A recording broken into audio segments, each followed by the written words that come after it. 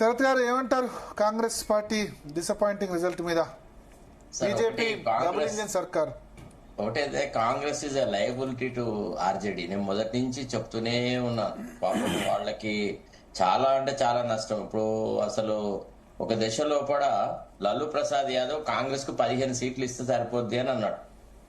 మహారాష్ట్రలో కూడా ఇట్లనే చేసినారు. అంటే యాక్చువల్ ఏంటంటే ఈ దళారీ నాయకులు ఉన్నారు కదా కాంగ్రెస్ హైకమాండ్ లో, వీళ్ళందరూ ఏం చేస్తారంటే రాష్ట్రాల వ్యాప్తంగా ఈ సీట్లను అమ్ముకుంటారు సార్. అమ్ముకొని మనకి ఎక్కువ సీట్లు కేటాయిస్తే ఆ ఎక్కువ సీట్లు అమ్ముకుంటే ఎక్కువ డబ్బులు వస్తాయి. ఇది పరిస్థితి అనమాట. అక్కడ ఈ కేసీ వేణుగోపాల్, తర్వాత వైలార్ రవి, వాడు విడిగా మీకు తెలియదేమో సార్, మనం అంతా వాళ్ళని చూసిన వాడే కదా. వాళ్ళకి ఎవరికి కూడా గ్రాస్ రూట్ లెవెల్లో కూడా ఏ రకమైన టచ్ లేదు. అసలు ఎప్పుడో 20 ఏళ్ల క్రితం 25 ఏళ్ల క్రితం ఏదన్నా ఒక సీట్ గెలిస్తే గెలిచినాడు కావచ్చు, కానీ వాళ్ళలో ఎవరికి కూడా పొలిటికల్ స్ట్రాటజీ అనేది లేదు. First point. రెండోది ఏంటంటే వీళ్ళిద్దరూ ఒక ఐక్యంగా కూటమిగా ఏర్పడ్డా ఎన్డీఏలో భాగస్వామ్యం పంచుకున్న ఒక కామన్ మినిమం ప్రోగ్రామ్ అంటూ ఏది లేదు. తర్వాత అభూత కల్పనలు, అసంబద్ధమైనటువంటి ప్రామిసెస్. ఇప్పుడు కాంగ్రెస్ పార్టీ తరఫున ఏదన్నా ప్రామిసెస్ చేస్తే నార్త్ లో వాళ్ళు నవ్వుకుంటారు అనమాట. ఎందుకంటే ఇక్కడ 2500 ఇయ్యని వాళ్ళు అక్కడ 3000 ఇస్తాము అని అనేటప్పటికీ అదంతా. కాంగ్రెస్ న్యాయ సక్సెస్ అయింది కదా పార్లమెంట్ ఎలక్షన్ లో. న్యాయ వల్ల కొంత ఉత్తరప్రదేశ్ లో ఓట్లు పడ్డాయి, మహారాష్ట్రలో పడ్డాయి. అదే మోడీ అడాప్ట్ చేసుకుని నేను ఎందుకు ఇవ్వకూడదని ఇచ్చేస్తున్నాడు.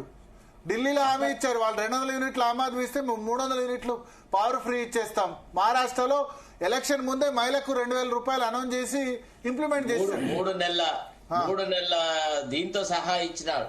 తర్వాత అతను కూడా అంతే. అది మధ్యప్రదేశ్ లో కూడా శివరాజ్ సింగ్, అది మధ్యప్రదేశ్ లో 2009 ప్రాంతాల్లో లాడ్లీ లక్ష్మి యోజన ప్రవేశపెట్టారు. అది వేరే సెక్టర్.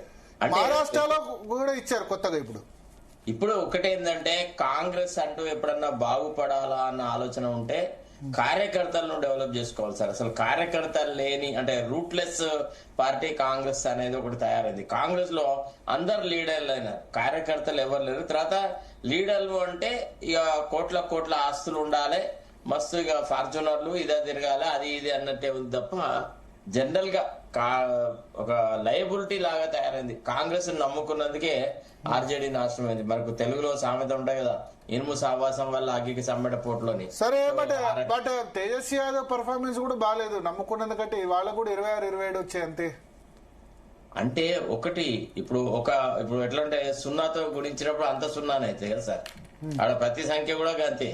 ఇక్కడ కాంగ్రెస్ కూడా దాదాపుగా 0 ప్రాధాన్యతనే సంతరించుకుంది. బీహార్ లో వాళ్ళకి ఏ రకమైన లీడరే లేడు సార్. వర్తదినే పలానా అతను బీహార్ లో లీడర్ అని చెప్పుకునే లీడరే లేడు. తర్వాత రెండోది కుటుంబ పాలనను ఎందుకో ప్రజలు ఇష్టపడట్లేదు సార్. ఈ తేజస్వి యాదవ్ కుటుంబం గాని, రాహుల్ గాంధీ కుటుంబం గాని, లేకపోతే ఇంకెవరిన కుటుంబం గాని, కుటుంబ పాలన పట్ల దేశవ్యాప్తంగా ఒక నిరసన ఉంది, ఒక రకమైన అసంతృప్తి. అంటే వీళ్ళ వల్ల వేరే టాలెంట్ ఏది డెవలప్ కావట్లేదు. ఇప్పుడు జనరేషన్స్ టుగెదర్ వీళ్ళే అనేటప్పటికీ సెకండ్ లైన్ ఆఫ్ లీడర్షిప్ లేదు. ఇప్పుడు మనకు అమేథీలో గానీ, లేకపోతే రాయబరేలీలో గానీ, లేకపోతే వయనాడులో గానీ ఏం లీడర్షిప్ ఉంటది? ఇంకక్కడ అందరూ బానిసలు, అందరూ వీళ్లను మెచ్చుకునే వాళ్లే ఉండాలా. సెకండ్ లైన్ ఆఫ్ లీడర్షిప్ అంటే ఇక జీవితాంతం వీళ్ళకి సేవ చేయడానికి ఇష్టపడే వాళ్లే ఉండాల్సి వస్తారట. అదొకటి. తర్వాత రెండోది ఈ ముస్లిం వ్యతిరేకత అనేది కూడా బాగా ఇప్పుడు అంటే ఇన్ సెన్స్ బీజేపీ వాళ్ళు ఏమో పోలరైజేషన్ చేయడంలో సఫలీకృతమైనారు. ఇక వీళ్ళేమో మొత్తం కంప్లీట్ గా ముస్లింల కోసమే కాంగ్రెస్ పార్టీ ఉంది అన్న లెవెల్లో వీళ్ళు పోవడం అది కూడా చాలా గత కొంతకాలంగా కాంగ్రెస్ ని యాంటీ హిందూ పార్టీగా చూస్తా ఉన్నారన్నమాట. అది ఒక రీజన్.